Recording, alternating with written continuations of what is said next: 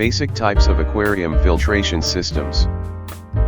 Mechanical, biological, and chemical filtration are all important. A healthy aquarium depends on maintaining clean water, which requires some means of filtration to remove contaminants and purify the water. Technically, there are three means of filtering aquarium water. Biological filtration refers to the process by which beneficial bacteria break down ammonia and nitrite to transform them into nitrate, which is much less toxic. For beneficial bacteria to thrive, oxygen-rich water is needed, as well as a surface that bacteria can attach to, such as rocks or sand, or the media in the filter. All aquariums should have some provisions for biological filtration, and with very small fish populations, this alone might be sufficient to sustain the aquarium. However, in most aquariums, biological filtration will be just one method that is combined with others. What is biological filtration? The biological filter, sometimes called a biofilter in a fish tank, is a filter containing porous media that allows water to pass through it. This filter media serves as a home for aerobic, nitrifying bacteria that break down fish waste to keep the environment safe and non-toxic. Chemical filtration is a process by which chemical additives remove dissolved wastes from the water. The most common method for chemical filtration uses activated carbon.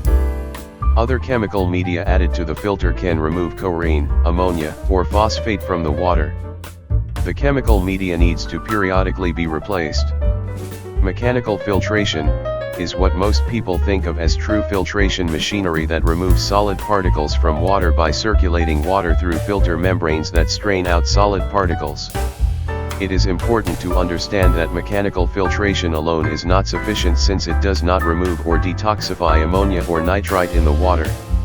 Mechanical filtration serves to remove free-floating waste before it decays into harmful substances, and to be beneficial the filter material must be cleaned or replaced every 2 to 4 weeks. In addition to filtering particulates from the water, mechanical filtration assists in aerating the water. To effectively maintain an aquarium, a filter should run all the water in the tank through the filter at least 4 times each hour. When choosing a filter system, pay attention to what kind of filtration it offers: biological, chemical, or mechanical. Some systems combine the different forms of filtration, to varying degrees of success. There are 8 common forms of filtration systems from which you can choose. Number 1. Box filters.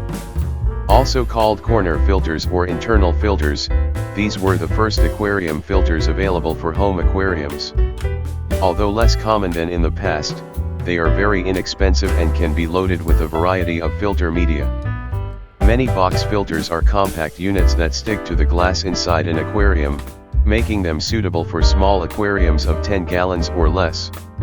Corner filters are often used in separate hospital tanks that are useful to treat sick fish separate from the main aquarium. Their less powerful intake flow also makes box filters popular for use in breeding tanks with tiny fry, baby fish. Box filters require an air pump and air line to move water through the filter. These filters create air bubbles that also enhance aeration and biological filtration. These filter systems range in price from $8 to $30. Number 2. Canister filters. Canister filters are powerful mechanical aquarium filters best suited for medium to large size tanks, those larger than 40 gallons. Because canister filters are positioned outside the tank, they may be easily concealed behind or beneath the aquarium stand. These large units provide very good mechanical, chemical, and biological filtration. Canister filters are pressurized to pump water through the filter media, rather than allowing it to flow past it along with the air bubbles as with box filters. This makes them ideal for heavy fish loads.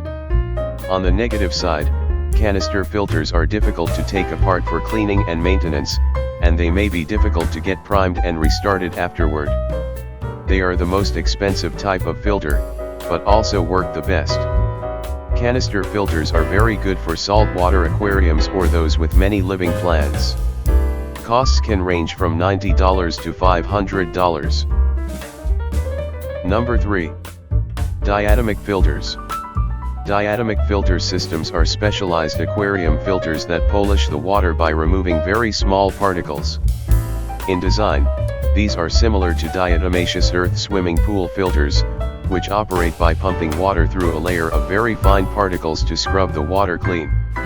Diatomic filters are most often used in temporary situations when fine particulate matter, such as diatomic algae, is a problem.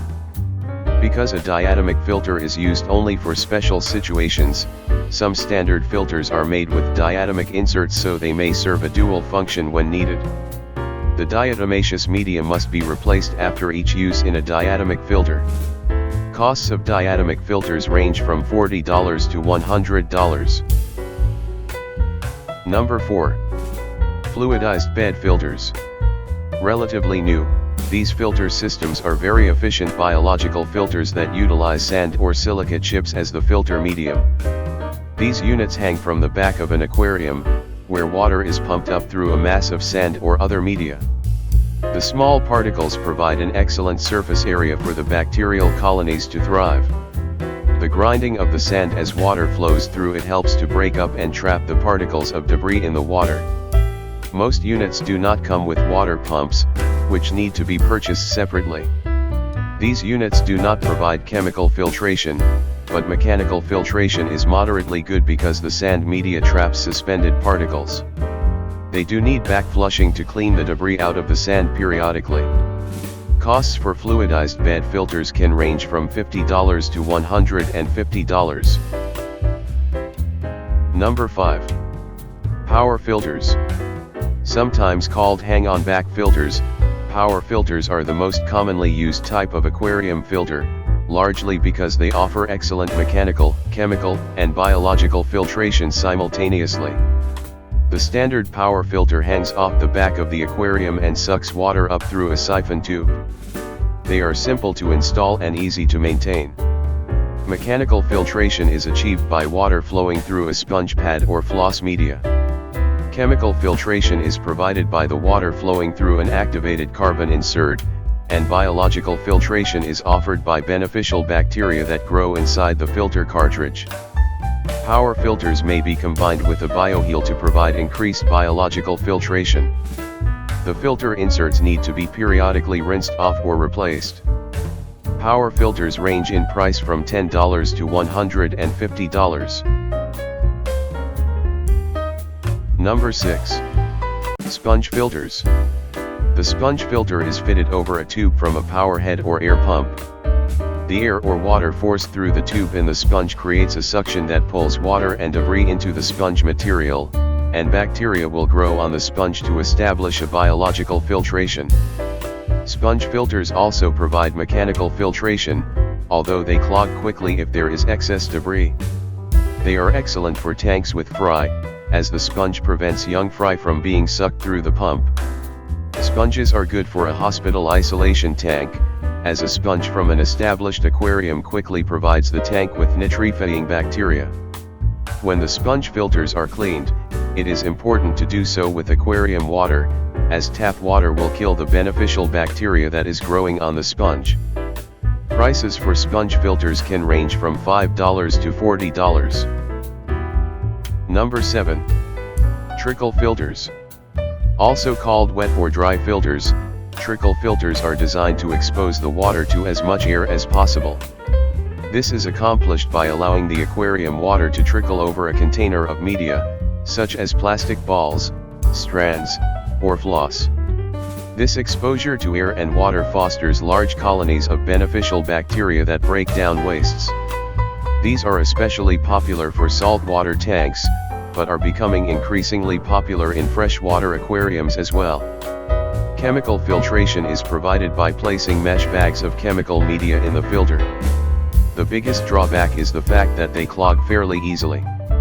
The use of a mechanical pre-filter eliminates or reduces that problem.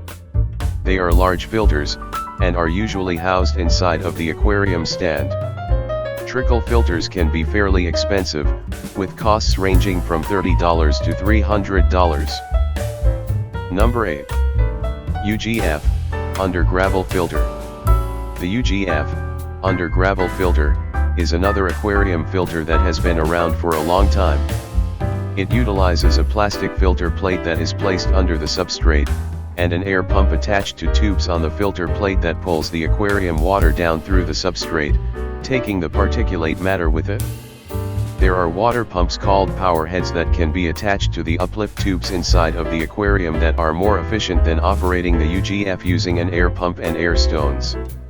The UGF is inexpensive, easy to set up, and it is relatively maintenance-free once running. On the downside, UGFs tend to clog and are not good choices for aquariums with live plants. Using a gravel vacuum to keep debris from building up in the gravel bed will help maintain the filter better. The gravel becomes the site of biological filtration as long as water is able to flow through it, under the filter plate, and back up the filter uplift tube. Some UGF have cartridges containing activated carbon that attach to the uplift tubes, which provide chemical filtration, but these need to be periodically replaced and usually are not necessary to use. Costs of UGF systems range from $8 to $60. Thanks for watching. Please don't forget to subscribe, and click the notification bell, so that you will be always updated in this channel. God bless us all.